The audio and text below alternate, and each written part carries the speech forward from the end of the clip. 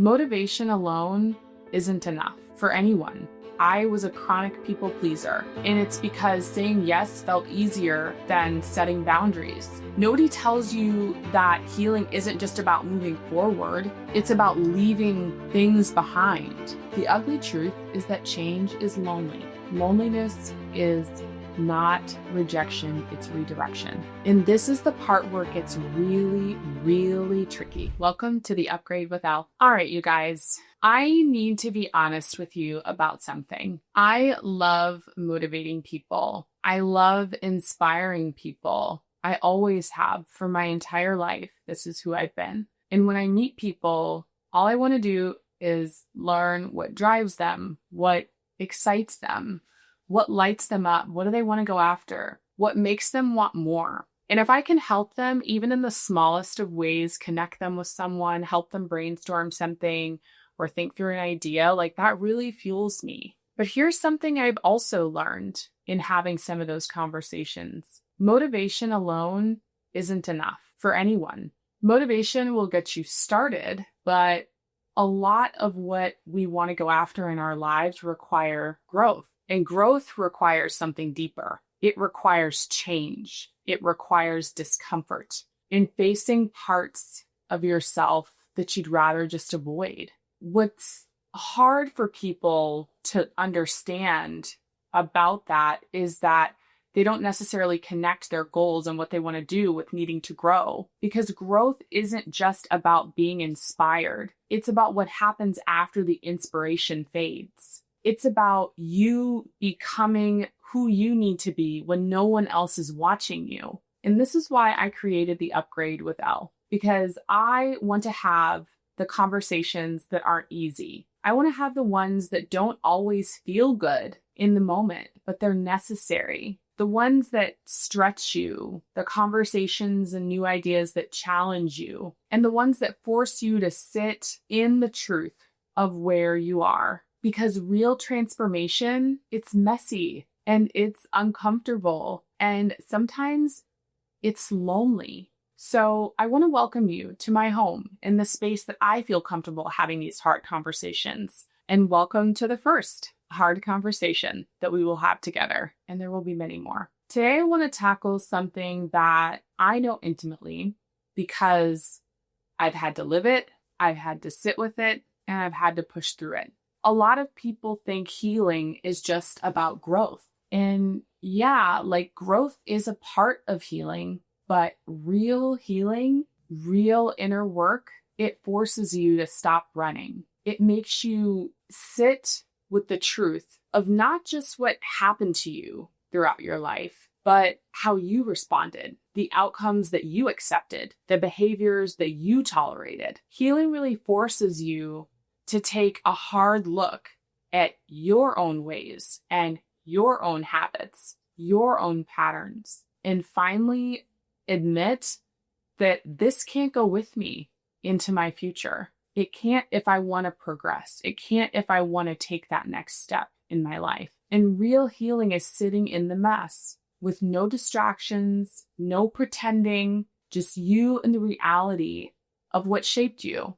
Because our entire lives shape us, all of our experiences, but they also teach us things that we need to unlearn. And that part, that's the part that really stings. Because healing isn't about just letting go of what hurt you. It's about burying the version of yourself that tolerated it. And we expect healing to be like this parting of the clouds, like this massive breakthrough where we have clarity and relief and this massive weight lifted off of our shoulders, right? But instead, it can feel like withdrawal. It can feel like a detox of sorts. I know that may seem strange to say that, but just hear me out. It feels like losing parts of yourself that you were used to, even though those parts were not serving you. And here's where most people get stuck, because when you have to really start healing and doing that inner work, everything that you used to do to numb yourself, it stops working. And let's talk about like the real reason healing feels so damn hard, because nobody prepares you for the moment that you realize that you were a part of your own suffering. It's kind of hard to digest that thought. And honestly, I remember the first time that I was told that, and I thought, oof, oh my God, like that really hurts. It hurts because it's almost like you betrayed yourself in a way that you never intended to. A lot of the things that we do throughout our lives are just ingrained in us. And so we don't do things intentionally to betray ourselves. But when we learn that we have, it's kind of mind blowing. And this is where people give up. Once you see these truths, right? Like once you know and you're more aware, you can't unsee them. You can't just keep blaming everyone else. You can't just keep saying the same story in your head over and over and over. You can't continue just to look at yourself as the victim. Okay. You have to start asking the real questions. How did I get here? What part did I play in where my life ended up, or where I'm at, or who I'm with, or what I'm doing? And let's be real, this is the phase where people, they kind of start to tap out, right? Because it becomes very uncomfortable. So I kind of call this the discomfort phase. Because once we wake up, like really wake up to ourselves, ignorance is no longer an option, okay? And that's the real challenge when it comes to healing.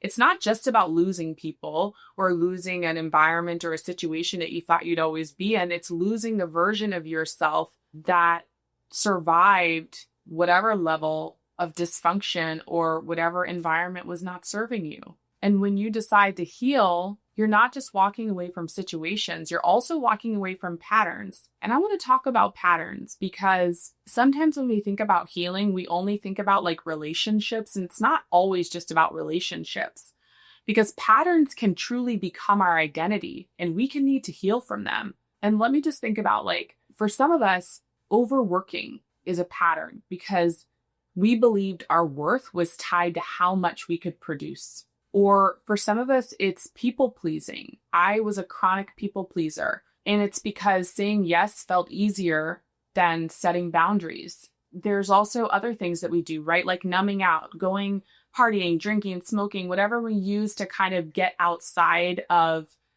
feeling real feelings, because sometimes those can feel unbearable. And for some of us, our patterns are straight up chaos itself.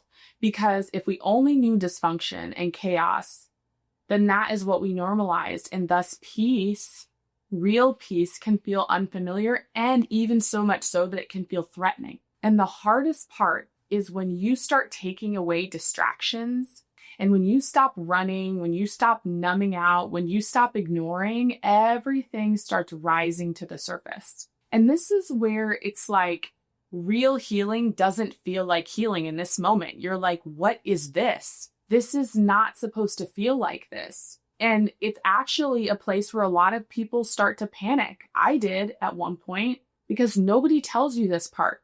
This is not what we see when we talk about healing. Nobody tells you that healing isn't just about moving forward. It's about leaving things behind. And some of those things you thought you'd carry with you forever. Some of those behaviors you thought you'd carry with you forever, some of those mindsets and ways of thinking. And I'm just going to say this because maybe someone else can relate, but if you've ever started the healing journey and you've gotten past the initial, like, okay, I'm going to start healing, I'm going to start doing the inner work.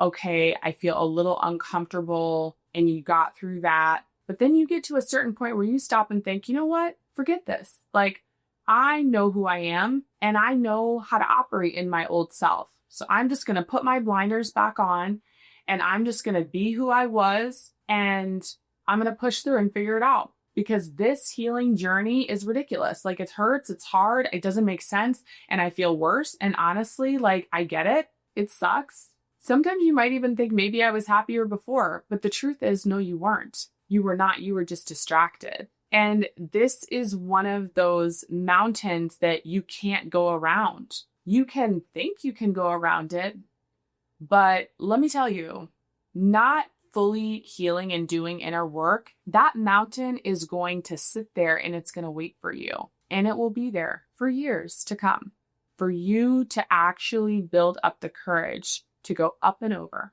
And trust me, temptation is going to be strong, because our old selves are so hardwired. Your brain will beg you to return to what was familiar, because even if, for example, it was a toxic comfort zone, it's still a comfort zone. Your brain still views it as familiar and comfortable and safe. And your past self, it's still waiting. It's still familiar. It still wants you to come back to it, even if it was suffocating you. And the unknown, well, that's where the real battlefield is, right? It's what's out there. I don't know what version of me will come out on the other side. Because when we're faced with the option of change, our mind will romanticize patterns, not because they were good, but because they felt safe.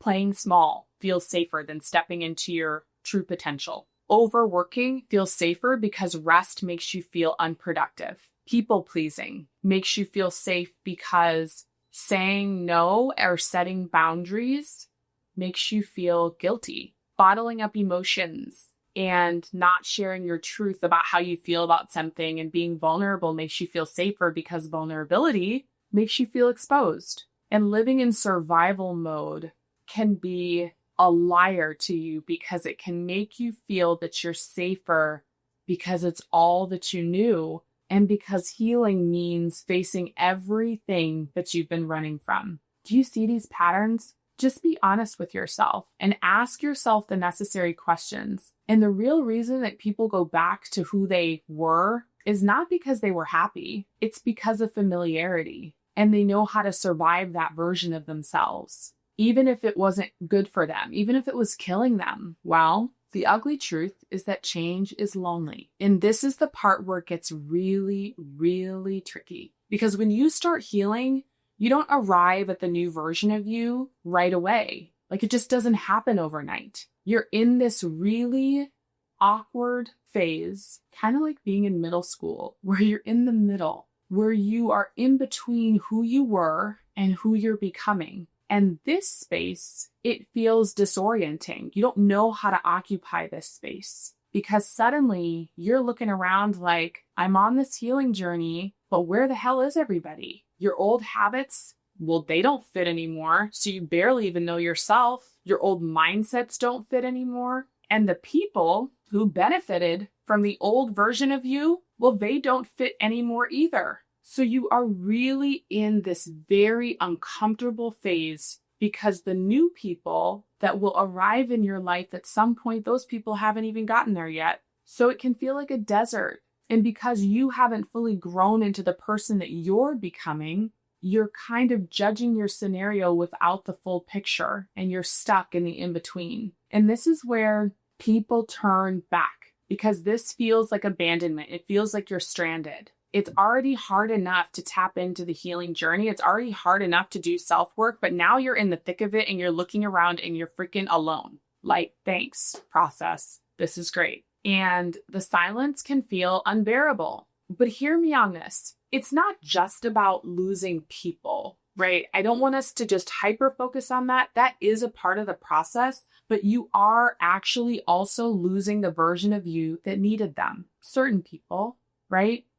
Not saying you don't have friends or family or people that support you, but nobody prepares you for the part where you lose people. Because the truth is, and I know this is going to sound really harsh, so just hear me out. The truth is some people liked you better when you were broken. Not because they wanted you to suffer, but because the broken version of you was more convenient for them. When you don't see yourself, when you ignore things, when you accept things, when you overlook things, that version of you who ignores, who accepts, who overlooks, that version of you kept them comfortable, even if it was at your own expense, okay?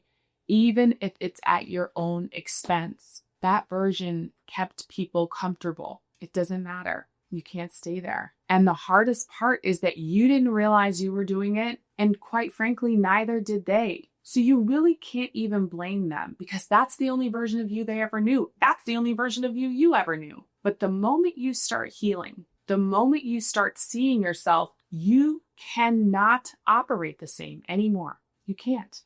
You will not. When you really heal, you will not. And some people, they don't know how to handle that. They won't. And you, well, I'm just going to give you one little tidbit of advice. Forgive them. Not because they deserve it, but because, to be honest, it takes a lot to go on the healing journey, and a lot of people haven't, and some people will opt out of it forever. And thus, sometimes the way they operated was not intentional. It's all they knew. But when you're in this season of loneliness, guess what? Silence is going to make you question everything. It's going to make you ask yourself, am I doing the right thing? Did I push everyone away? Should I go back just to keep them in my life? Should I go back to comfortable and what I was doing and how I was operating to make everybody else comfortable? You'll ask yourself those questions. If you've been in the season of loneliness, you will, and you've lost people. But this is one of the most critical points, and it can be a very dangerous point because this can be where you are at risk for undoing all of your progress just to escape the lonely feeling. Don't do it. I promise you, do not do it. And because I've actually been in many of the places that I just talked about, I can tell you from experience that there's 4 things that I would share with you that you don't want to do when you're in that season. Just 4 things. And I think you should write these down because I do believe that when you get to that season and you have some of those thoughts about going back and just tapping out, just remember this. Don't go back to people just because you're lonely. People, places, things, habits, patterns, whatever. Do not revert back just because you're lonely. Loneliness will try to convince you to reach back out, to do things the same way. It's a lie. It'll try to convince you to revive things, friendships, relationships, go back to old ways of thinking. Don't fall for it. It's a trap. And I only say it's a trap because it's going to unravel your progress. You have to keep pushing forward. I know the unknown is scary. The second thing, do not numb yourself to escape the quiet. Some people will not heal simply because all they will do for their entire life is they will distract themselves. They will stay busy, but that mountain, it'll still be there. It'll still be there. And they'll have to go back to it at whatever point, but you don't want to be that person. You don't want to stop. Real healing requires your presence, even when it's uncomfortable. Number 3, don't assume that because you are in that loneliness season that something is wrong with you. It really does not mean that. I promise it doesn't. Here's the thing. Some of the most confident and successful and emotionally healthy people that we all admire, guess what? They've gone through this exact same phase. They've just come out on the other side. There's nothing wrong with them. There's nothing wrong with me. And there's nothing wrong with you. Number 4, do not self-sabotage just to go back to what feels familiar. It's not worth it. And most people don't even fail the healing journey because it's hard. They fail because peace can feel like boredom.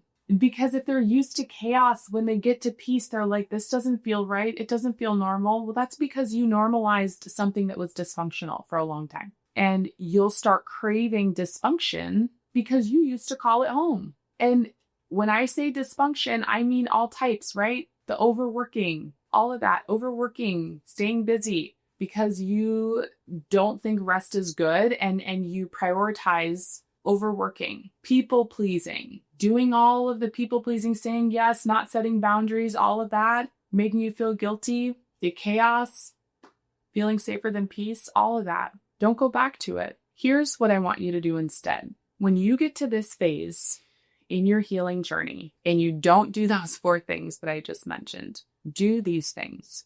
Reframe your mindset. Loneliness is not rejection, it's redirection. To get comfortable with yourself, the right people will find you when you become comfortable with who you are. Develop rituals and things to do all the time where you're embracing your new identity and you are strengthening that internal world. And number 4, just trust.